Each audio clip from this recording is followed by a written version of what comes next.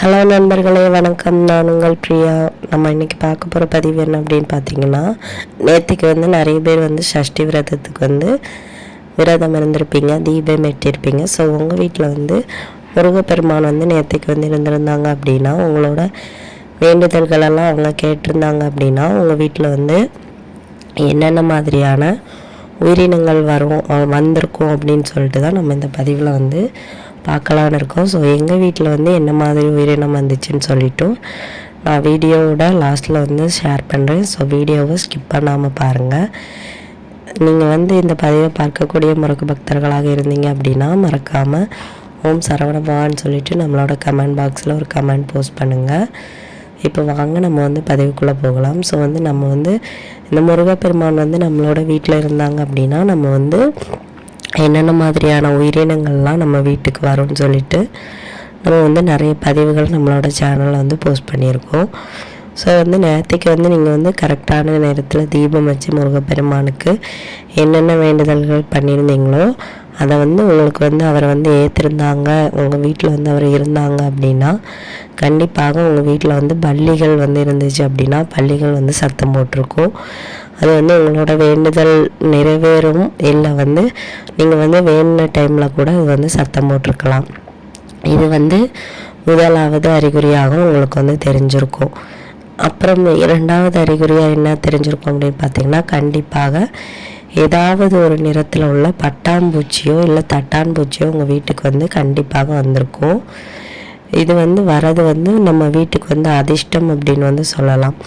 பட்டாம்பூச்சியும் சரி தட்டாம்பூச்சியும் சரி நம்ம வீட்டுக்கு வந்தது அப்படின்னா நம்மளுக்கு எதிர்பாராத பண வரவும் நம்மளோட தெய்வத்தின் அனுகிரகமும் நம்மளுக்கு அதிகமாக இருக்குது. நம்மளோட இஷ்ட தெய்வம் நம்ம வீட்டில் இருக்கிறாங்க. முருகப்பெருமான் நீங்கள் கும்பிட்றீங்க அப்படின்னா முருகப்பெருமான் உங்கள் இல்லத்துக்கு இன்றைக்கி வந்திருக்கிறாங்க.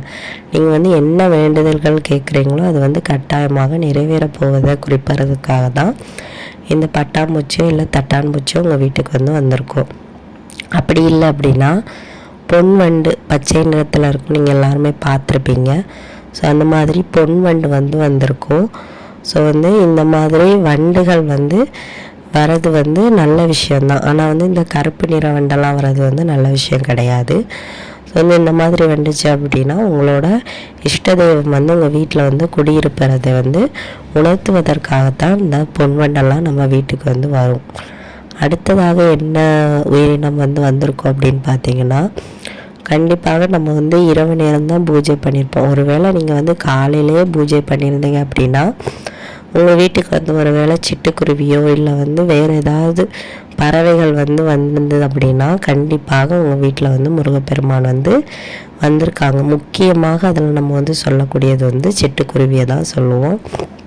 ஸோ நீங்கள் வச்சுருந்த பிரசாதத்தை கூட அது சாப்பிட்றதுக்காக வந்திருக்கலாம். ஸோ முருகப்பெருமானே உங்கள் வீட்டில் சாப்பிட வந்ததாக நம்ம உணர முடியும்.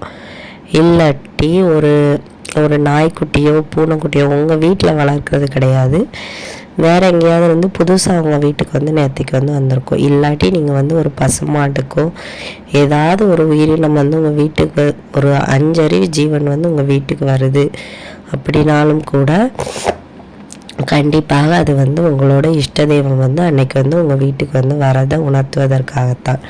அதே மாதிரி முருகரோட வாகனம் உங்களுக்கு தெரியும், சேவல், மயில். நீங்கள் கிராமத்து சைடாக இருந்தீங்க அப்படின்னா கண்டிப்பாக உங்கள் வீட்டுக்கு மயில் வந்திருக்கும். அதே மாதிரி சேவல் உங்கள் வீட்டில் உள்ளதில்லை. எந்த உயிரினமுமே உங்கள் வீட்டில் வளர்க்குறதா கண்டிப்பாக இருக்கக்கூடாது. அது ஏதோ புதுசாக நீங்கள் இது வரைக்கும் பார்க்காத ஒரு வீட்டில் உள்ளது, உங்களுக்கு தெரியவே செய்யாத அந்த மாதிரி நீங்கள் முன்ன பின்ன அறிமுகம் இல்லாத ஒரு உயிரினம் உங்கள் வீட்டுக்கு வருது அப்படின்னா கண்டிப்பாக உங்களோட இஷ்ட தெய்வத்தோட அருள் உங்களுக்கு இருக்குது. உங்களோட வேண்டுதல்களை ஏற்று உங்களோட வேண்டுதல்களை நிறைவேற்றி தரதற்காக முருகப்பெருமானே உங்கள் வீட்டுக்கு வரதை இது உணர்த்துவதற்காக. அதே மாதிரி வெட்டுக்கிளி, பச்சை நிற வெட்டுக்கிளி வரது ரொம்ப அதிர்ஷ்டம். ஸோ பெருமாள் அப்புறம் லக்ஷ்மி தாயாரோட இது ஒரு அதிர்ஷ்டம் பெற்ற ஒரு உயிரினம்னு நம்ம சொல்லலாம். இது வருது அப்படின்னாலே நம்ம வீட்டுக்கு பணவரவு வரப்போகுது. நீங்கள் ரொம்பவும் கஷ்டத்தில் இருக்கிறீங்க அப்படின்னா அந்த கஷ்டம் தீர போகிறத உணர்த்துவதற்காக தான் இந்த வெட்டுக்கிளி வந்து வருது. ஸோ இதெல்லாம் வந்து தெரிஞ்சுக்கோங்க. ஸோ உங்கள் வீட்டில் வந்து இந்த உயிரினங்களில் எந்த உயிரினங்களை நேற்றுக்கு நீங்கள் பார்த்தீங்க அப்படிங்கிறதையும் நீங்கள் வந்து கண்டிப்பாக நம்மளோட கமெண்ட் பாக்ஸில் வந்து ஷேர் பண்ணுங்கள். ஸோ எங்களோட வீட்டில் நேற்றுக்கு என்ன உயிரினம் வந்துச்சு அப்படின்னு பார்த்தீங்கன்னா, எங்களுக்கு வந்து வெட்டுக்கிளி வந்து வந்துச்சு. அதுவும் பச்சை நிற வெட்டுக்கிளி, கொஞ்சம் குட்டி சைஸ் தான் வந்துச்சு. ஸோ வந்து அது பார்த்தோன்னே எனக்கு ரொம்ப ஹாப்பி ஆயிடுச்சு. ஸோ நேற்றுக்கு வேறு சஷ்டி வேறு, நம்மளோட முருகப்பெருமானே நம்ம வீட்டுக்கு வந்திருக்காங்கன்னு எனக்கு ரொம்பவும் ஹாப்பி ஆயிடுச்சு. ஸோ உங்கள் வீட்டில் இதே மாதிரி எந்த உயிரினம், நான் வந்து பொய் சொல்லலைங்க, சத்தியமாக நான் வந்து பார்த்தேன், எங்கள் வீட்டுக்கு வந்துருந்துச்சு. ஸோ உங்கள் வீட்டில் எந்த உயிரினம் வந்துன்னு சொல்லிட்டு மறக்காமல் நம்மளோட கமெண்ட் பாக்ஸில் வந்து ஷேர் பண்ணுங்கள். நம் சொந்த கடவுளாகிய கந்த கடவுள் நம்ம அனைவரையுமே காப்பாற்றுவார். இந்த வீடியோவின் முழு பதிவை பார்த்ததற்கு மிக்க நன்றி.